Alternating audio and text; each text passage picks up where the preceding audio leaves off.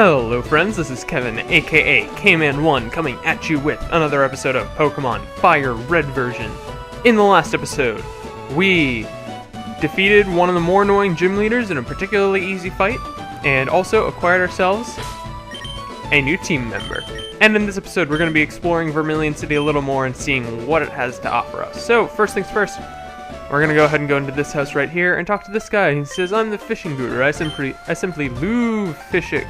I can't bear to go without. Tell me, do you like to fish? Not particularly, but I'm going to say yes because I get a free item out of it. Grand, I like your style. I think we can be friends. Take this and fish, young friend. Well, never going to talk to that guy again. Alright, fishing is a way of life. It's like the finest poetry. From seas to rivers, whatever. Anyways, fishing is basically another way of catching Pokemon.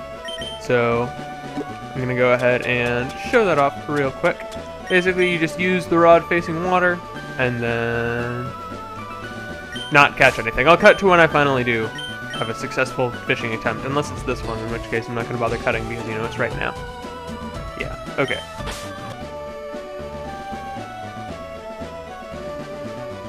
Alright, so basically when it says a Pokemon's on the hook, you just want to press A, and the old rod can only catch Magikarps. So, if you want a Magikarp again, then now is a little bit of an easier time to raise it since there are more trainers available. Plus you just got the Versus Seeker, which will allow you to rebattle trainers, and trainers give much better experience than wild Pokemon. In here, there's this girl who will ask if you have a Spearow, and she will trade it for a Farfetch'd. Do not take that trade, because Farfetch'd is a waste of everyone's time and energy, if we're being honest. In this house, I don't believe there's anything particularly important. I want to exchange mail with all sorts of people. Yeah, no. This is just like talking about mail. But mail isn't something that's really at all important. If you feel like using it, then you can probably look up a guide to how it works online, but it's not something that's particularly important to me. The next place we're going to head up is Route 11. Now, there's nothing actually required here, but there are a handful of items available to us that I am absolutely looking at getting. So I'm mostly just going to be dodging around trainers as much as I can to keep battling to a minimum in this area, since again there aren't any required battles. And really a wild Pokemon right now. And an Ekans no less. It's like, why even bother? Alright. So if you press A on this rock, then you'll get an escape rope, and escape ropes we've had access to for a little while, but basically they let you auto leave a dungeon. That's a great ball. It has a 1.5 times catch rate compared to a Pokeball. Very, very nice. And here is an X Defend, and I haven't gone over X items either, even though I'm pretty sure we've had access to those for a little while. But basically, if you use them in battle, they will raise whatever stat of the active Pokemon, whether it's defense, attack, special defense, or speed. So I don't particularly use them, because if I want a Pokemon to raise its stats, I'll just use a normal stat boosting move. But if you feel like using them, they are pretty powerful. Welcome to the SS Inn. Excuse me, do you have a ticket? Kevin flashed the SS ticket like a true celebrity. Great, welcome to the SS Inn. Alright. And so here is one of my favorite songs in all of Pokemon. So I'll just be quiet for a second and let you listen to it.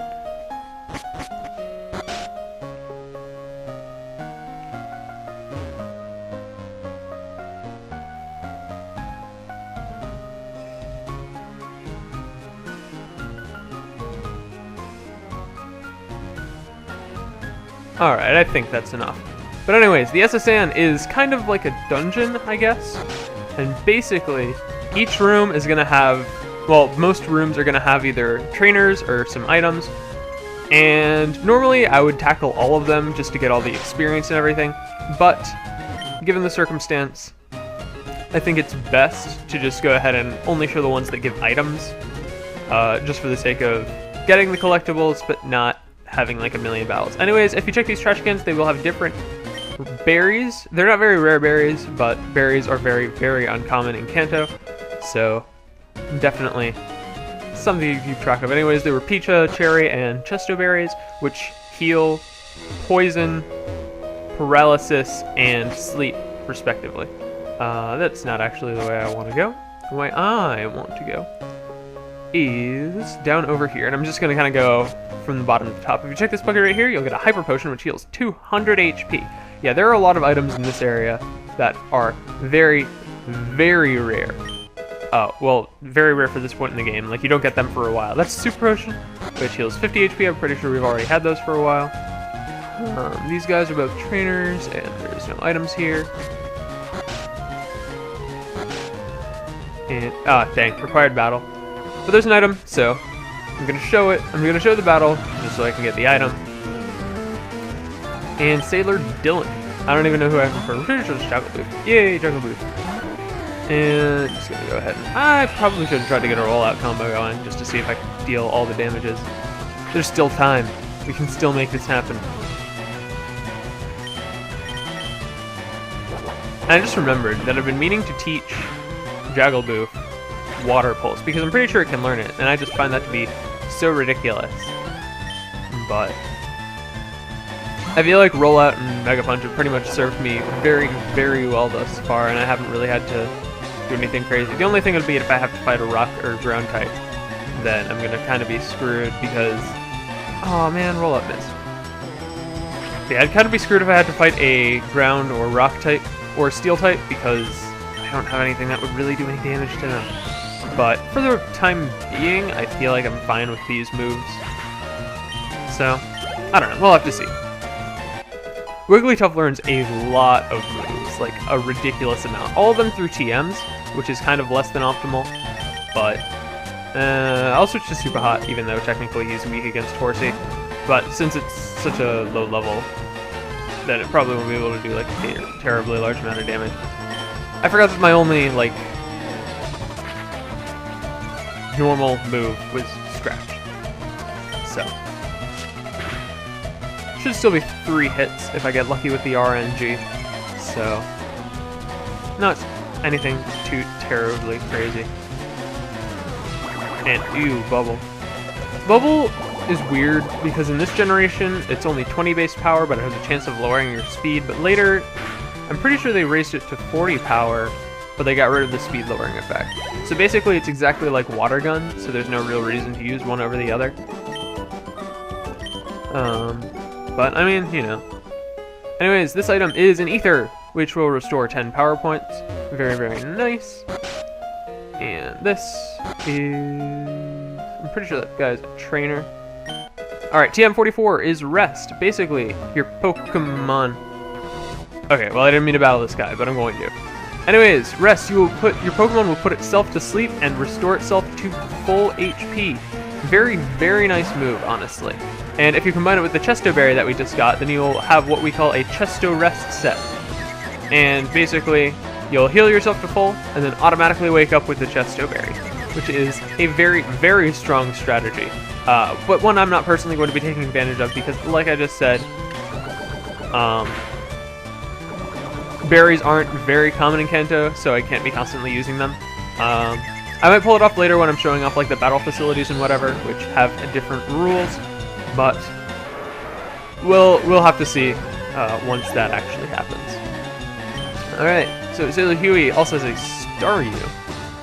And there are like a lot of water Pokemon here that we don't really have access to because we only have an Old Rod, and we don't have the ability to travel over water yet. So we're just kind of left waiting on Shui. So, okay, yeah. Something that I didn't actually get to show off is that Misty's Starmie knows Recover. So even after she uses her Super Potion, she can still heal herself to basically full HP. So that's the big reason why I hate Misty's battle. But fortunately she didn't get the chance to use it, and I just got super lucky with like RNG hiccups. Sorry. I got super lucky in that battle, so she didn't have the chance to do anything particularly annoying.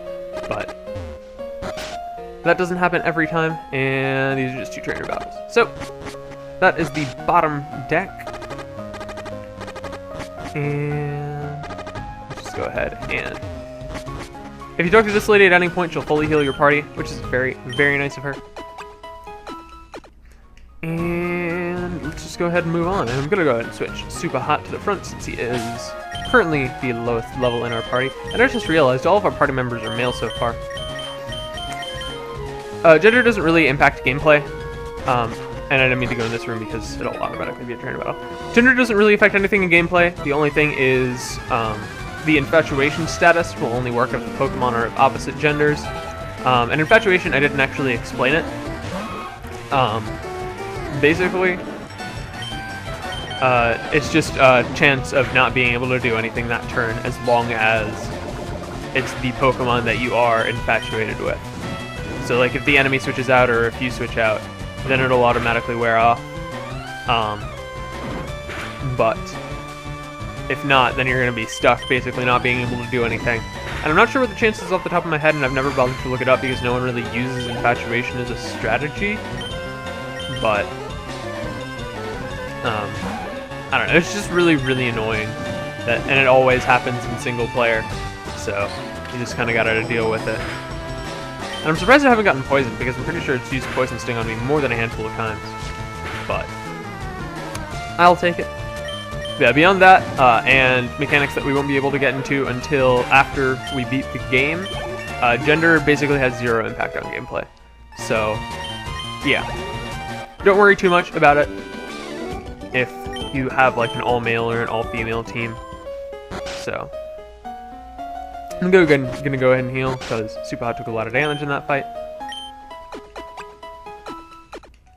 And yeah. So, let's check this room over here. She's just like, waiter, I would like cherry pie, please. I'm not a waiter. I'm a trainer. Alright, this is... Hey, look, a Wigglytuff. Alright, a World Cruise is so elegant yet cozy. I always travel with Wigglytuff. I never leave home without it. Hey, I don't either. Well, I mean, I leave home in real life, but I never leave home in game without Wigglytuff. These are trainers. One of them is gonna be required, I think, in order to get that item. Alright, TM31 Brick Break. This is actually a really, really good move. I believe it's our first fighting move that we have access to as well. I want to say it's 75 base power off the top of my head, and it breaks moves like Reflect and Light Screen, which we haven't come across yet. But basically, Reflect and Light Screen. I can't talk right now. Reflect and Light Screen will raise the defense or special defense of your entire party by 2 stages, but it'll only last for 5 turns. And Brick Break will automatically destroy either of those moves. So, definitely a strong move, and one of the strongest fighting moves that we'll have access to in the entire game, to be completely honest. I'm gonna go ahead and wait for this girl to turn right quick, and make our way out of here. So yeah, Brick Break, awesome move. Doesn't really work particularly well on anyone on my team. I'm pretty sure that guy's a trainer, so I'm not gonna try talking to him. And let's just go ahead and move on up. I promise we will get a chance to use Diglett eventually. Sorry, Molster. Again, referring to them by their names. But I just haven't really had the opportunity yet since he's been such a high level compared to the rest of my team. What's this guy like? Urf, I feel ill. Most of these guys out here are trainers, and I'm not really about battling trainers right now.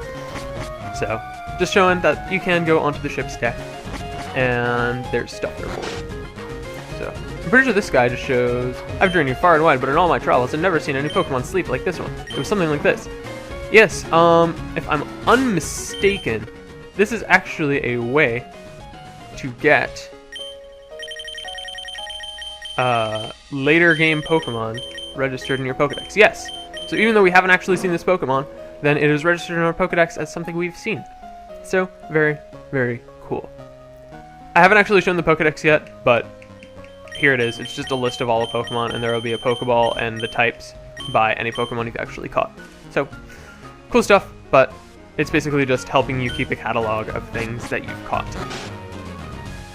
So, in here, 2 trainers, but I'm gonna get an item for it. So, yeah. Gonna go ahead and show them off. If the item is what I think it is, this is definitely gonna be worth it. So, just bear with me. Most of the items here are really, really good and worth your time to go out of your way to get. And a lot of them are actually... Why did I use Ember? I'm fighting a water type. Why am I an idiot, guys? Oh, well, I got the burn, so I'm going to call Worth on that one. Oh, and he used a physical attack as well. So, double Worth. So, let's switch to an actual smart move and take down this Goldian.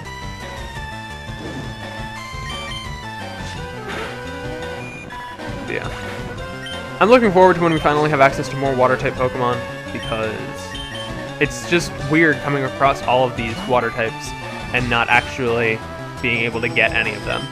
So, I'm greatly looking forward to being able to travel across water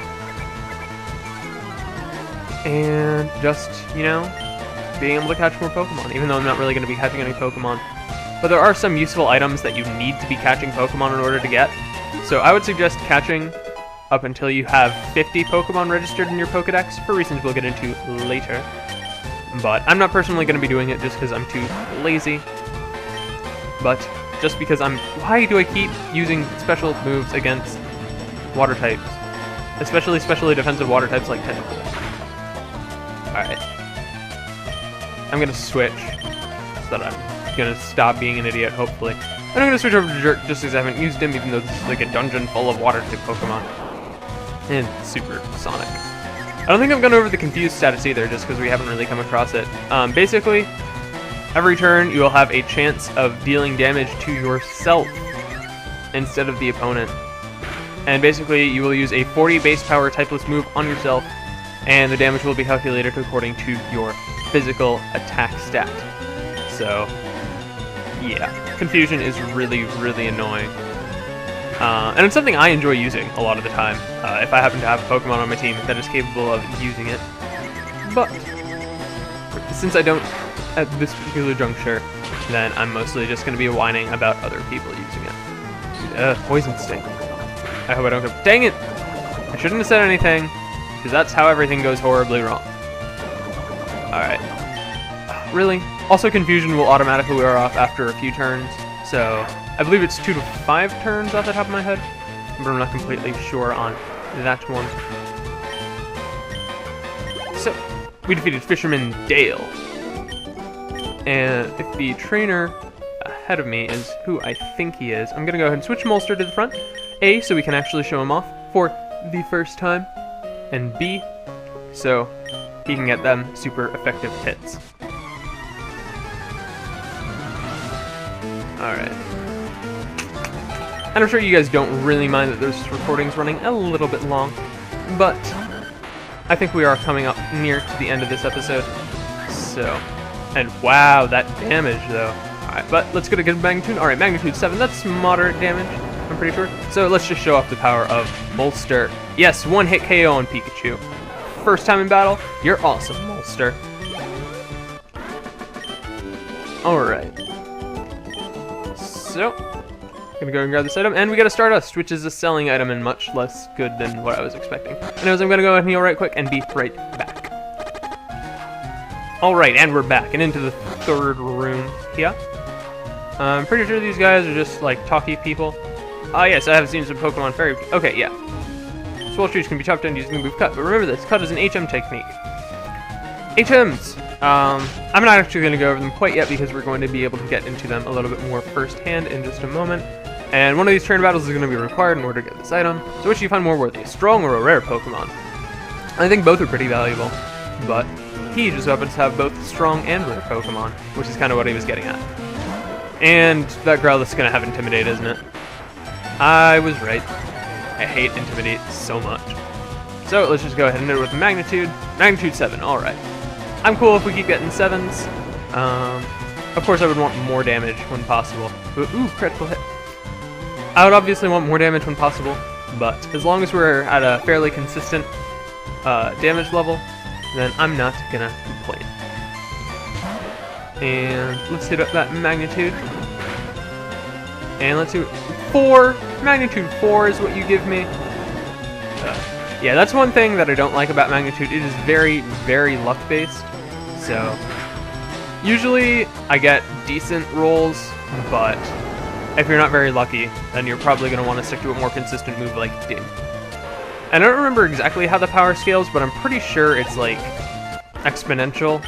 So higher rolls will get you appreciably more power. Anyways, this is an X attack. Not worth it all in my opinion, but I got to show it off, so I'll take it.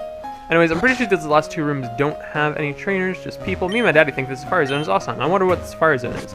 We're probably not going to get into that for a little while. And then this is just two old ladies gossiping. So, in this episode, we traveled through the majority of the SSN and had a bunch of battles and got a lot of items. And in the next episode, we're going to be finally finishing up this dungeon. And you wonder why I'm stopping here. Ooh, find out next time. See you guys then.